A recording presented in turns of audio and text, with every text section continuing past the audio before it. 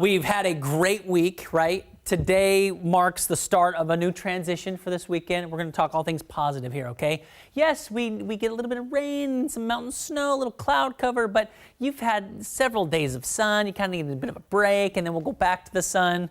Even if you don't agree with me, just go with me here, okay? We got a couple of showers around the San Juans right now. Really, that's about it. Cloud cover has been increasing throughout tonight and will continue to do so throughout the overnight hours. So we have a couple things we're tracking. One, a very weak disturbance shifting through for tomorrow.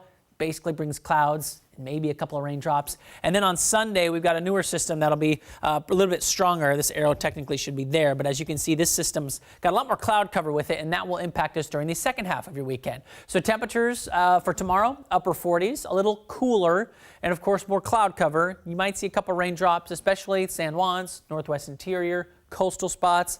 Saturday night, we begin to see the front knock on our doorstep, and that front will basically bring widespread rainfall across the region. I'm going to stop it at 5 o'clock in the morning. Notice where the heavy showers are currently taking place. That's going to be those yellow colors, and that is the front that's going to be working its way across the area. Right when it hits the mountains, we got snowfall. Our snow level goes to about 1,500 to 2,000 feet as we go into your Sunday midday time frame.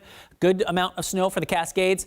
As we head into Sunday afternoon, we'll have scattered showers. By Sunday evening, we begin to see a lot of it break apart, and most of the metro areas calm down in the rain department. Convergence zone activity looks to fire up from Seattle, pointing east along I-90 all the way to the Wenatchee area, so that will keep those folks pretty busy. So Issaquah, Highlands, maybe North Bend, Cle Elum, you could be in that as well. And of course, that would be snow up in the mountains, and then we're also going to see scattered showers on the coast and scattered showers for the foothills. That pattern that I just showed you, that'll stick with us through Monday as well.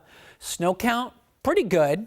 How about Snoqualmie Pass, 7 inches? If you're going to be traveling over the mountains, just know that that could be a little bit of a deterrent on Sunday. I paused it, so this is from now until Monday morning. These are the totals, okay? And most of the snowfall will take place on Sunday morning. White Pass, a foot, that wouldn't be too bad. Crystal Mountain will pick up a good healthy amount as well. Same thing for Baker at about 13 inches. Mission Ridge could pick up maybe 5 inches, which will be nice. Now, temperatures do take a dip when we get that snow on Sunday, and then they rebound back out into the 50s once we head into next week. So if you take a look at the whole problem here, or I should say the whole picture, you got clouds tonight, spotty showers Saturday, and then rain and wind and mountain snow is likely as we head into Sunday. Then we go back to the sunshine and things are looking good, okay? So there's your 7-day forecast. A couple of raindrop icons there for you tomorrow, Sunday, Monday. But after that, look, back to the sunshine, sun and clouds, temperatures in the 50s, mostly sunny skies later next week.